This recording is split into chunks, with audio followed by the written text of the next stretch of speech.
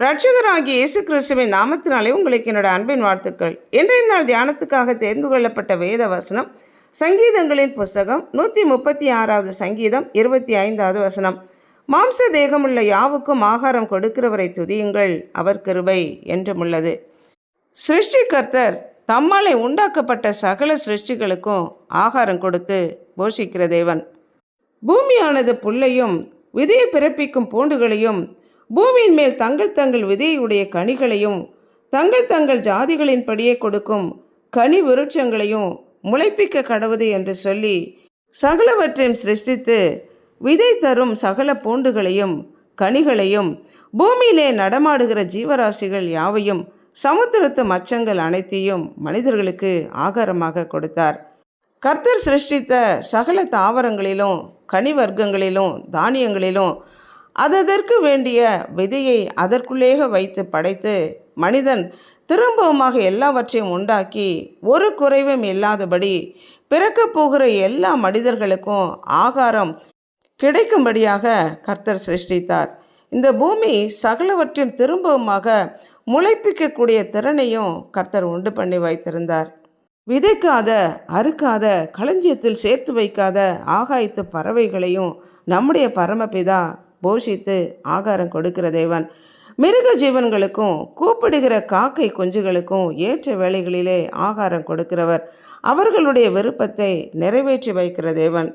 பாலசிங்கங்கள் இறைக்காக கர்ஜித்து தேவனால் தங்களுக்கு ஆகாரம் கிடைக்கும்படி தேடும். பெரிதும் விஸ்தாரமுமான இந்த சமுத்திரத்திலே பெரியவைகளும் சிறியவைகளும் ஆகிய எண்ணிறந்த ஜீவன்கள் உண்டு. அதில் தேவன் படைத்த திமிங்கலங்களும் உண்டு. ஏற்ற வேளைகளிலே கர்த்தர் ஆகாரத்தை தருவார் என்று அவைகள் அனைத்தும் காத்திருக்கும். கர்த்தர் தம்முடைய கரத்தை திறக்க அவைகள் திருப்தியாகும்.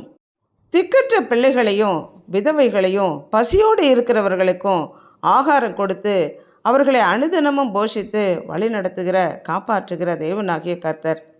எகிப்து தேசத்திலிருந்து விடுதலையாக்கப்பட்டு வந்த 30 லட்சத்துக்கு அதிகமான மக்களுக்கு அனுதினமும் வானத்து மன்னாவினாலே பசியை போக்கி கண்மலையின் தண்ணீரினாலே அவருடைய தாகத்தை தீர்த்து காடையினாலே அவர்களுடைய விருப்பத்தை எல்லாம் நிறைவேற்றின தேவனாகிய கர்த்தர் அவர்.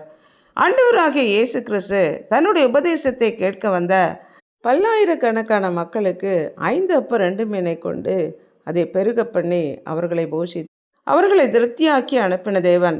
தேவன் தம்முடைய ஜனங்களை ஆசீர்வதிப்பது மற்றவர்களுக்கு நம் ஆசீர்வாதமாக இருப்பதற்காக.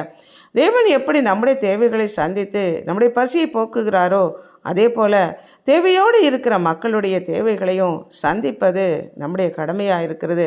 கர்த்தருடைய இந்த திட்டத்தை நாம் நிறைவேற்றுகிறோமா என்று நம்மை நாமே ஆராய்ந்து பார்ப்போம், ஜெபிப்போம்.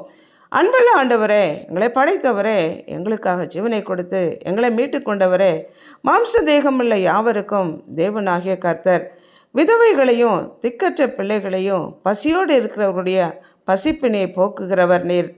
மனிதர்களுக்கு மாத்திரமல்ல, உம்மை நோக்கி கூப்பிடுகிற சகல ஜீவராசிகளுடைய பசியை போக்கி அவர்களுக்கு நன்மையான காரியங்களை கொடுத்து அவர்களை ஆசீர்வதிக்கிற உம்முடைய கரங்களுக்குள்ளாக எங்களை அர்ப்பணித்து ஜெபிக்கிறோம். உம்முடைய சாயலின்படியும் ரூபத்தின்படியும் உண்டாக்கப்பட்ட மனிதர்களாகிய எங்கள் மூலமாக எங்களை கொண்டு கர்த்தர் செய்ய விரும்புகிற காரியங்களை செய்யும்படிக்காக எங்களை அர்ப்பணித்து ஜெபிக்கிறோம். இயேசு கிறிஸ்துவின் நாமத்தினால் ஜெபிக்கிறோம் பிதாவே, ஆமென்.